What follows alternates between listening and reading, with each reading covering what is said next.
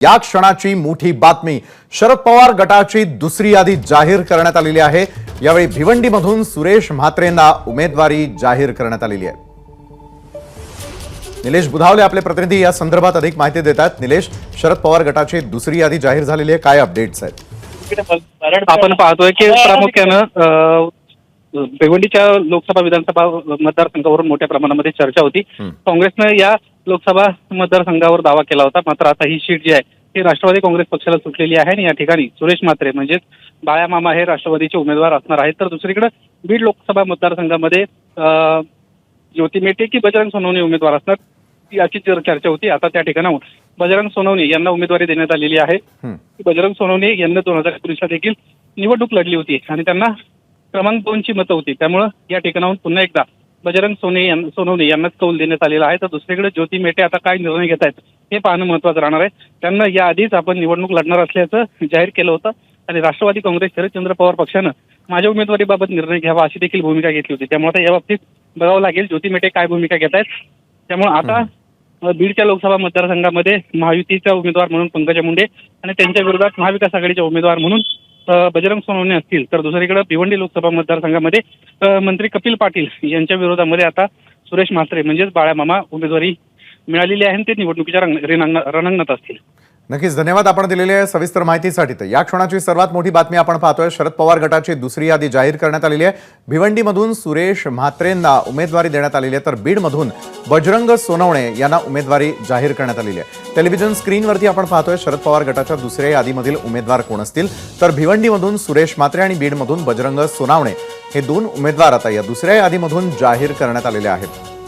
तर बीडमध्ये बजरंग सोनवणे हे पंकजा मुंडे यांच्याबरोबर लढत करताना आपल्याला पाहायला मिळतील। तर दुसरीकडे जी उत्सुकता होती ती आता समोर येताना दिसतेय, ती म्हणजे शरद पवार गटाची दुसरी यादी जाहीर झालेली आहे आणि आता भिवंडीमधून सुरेश म्हात्रेंना उमेदवारी जाहीर करण्यात आलेली आहे। बीडमधूनही बजरंग सोनवणे हे आता उमेदवार असतील शरद पवार गटाचे। रोज प्रत्येक पक्ष हा आपापल्या परीने आपापले उमेदवार जाहीर करताना आपल्याला पाहायला मिळतोय। त्याचप्रमाणे आजची या क्षणाची मोठी बातमी ती म्हणजे शरद पवार गटाची दुसरी यादी जाहीर होणं। या दुसऱ्या यादीमध्ये आता नावांचा समावेश आहे, ते म्हणजे भिवंडीमधून सुरेश म्हात्रे हे असतील शरद पवार गटाचे दुसऱ्या यादीतील उमेदवार, तर बीडमधून बजरंग सोनवणे ही लढत करताना पाहायला मिळतील।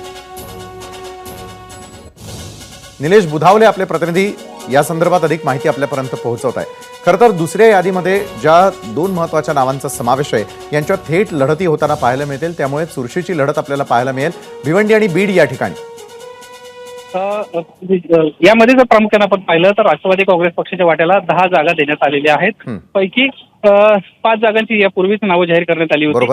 उरलेल्या 5 जागांसंदर्भामध्ये निर्णय होणं अपेक्षित होतं। अजूनही 3 जागा घोषित होणं बाकी आहे। याच्यामध्ये रावेर लोकसभा मतदारसंघ असेल, यासोबतच सातारा लोकसभा मतदारसंघ असेल आणि माढा लोकसभा मतदारसंघ असेल, या 3 लोकसभा मतदारसंघांचे उमेदवार जाहीर होणं बाकी आहे।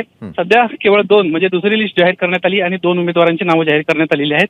भिवंडीमधून सुरेश म्हात्रे म्हणजेच बाळा मामांना उमेदवारी देण्यात आली आहे। मागच्या वेळी देखील बाळा मामा यांनाच निवडणूक लढली होती आणि त्यांना क्रमांक 2 ची मतं या ठिकाणी घेतल्याचं आपल्याला पाहायला मिळालं होतं।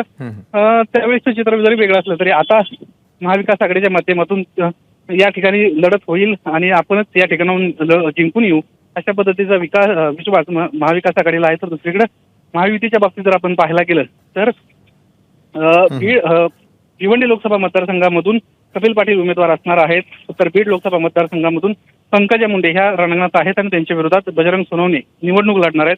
बजरंग सोनवणे यांचं काम पाहता त्यांना जिल्हा परिषदेत देखील काम केलेलं आहे। यासोबतच ज्यावेळी एकीकडे पंकजा मुंडे, धनंजय मुंडे, प्रीतम मुंडे अशी दिग्गजांची फळी असताना त्याच ठिकाणाहून त्यांच्यासोबत असणारा एक महत्त्वाचा चेहरा राष्ट्रवादी काँग्रेस शरदचंद्र पवार पक्षात येतो आणि त्या ठिकाणाहून थेट आपल्याकडे पुन्हा एकदा येतो। ज्योती मेटे या बीडमधून अपक्ष लढणार का, हा देखील सवाल आता उपस्थित झालेला आपल्याला पाहायला मिळतोय। बीडमधून बजरंग सोनवणे यांना उमेदवारी देण्यात आलेली आहे, त्यामुळे ज्योती मेटेंना उमेदवारी देण्यात आली नसल्याचं स्पष्ट होत आहे। त्यामुळे आता निलेश, एका बाजूला काय वाटतं, ज्योती मेटे या बीडमधून आता अपक्ष म्हणून ही निवडणूक लढवणार का? ज्योती मेटे यांना याआधी स्पष्ट केलं होतं की माझा जो निर्णय आहे तो राष्ट्रवादी काँग्रेस शरदचंद्र पवार पक्षाने घ्यायचा आहे।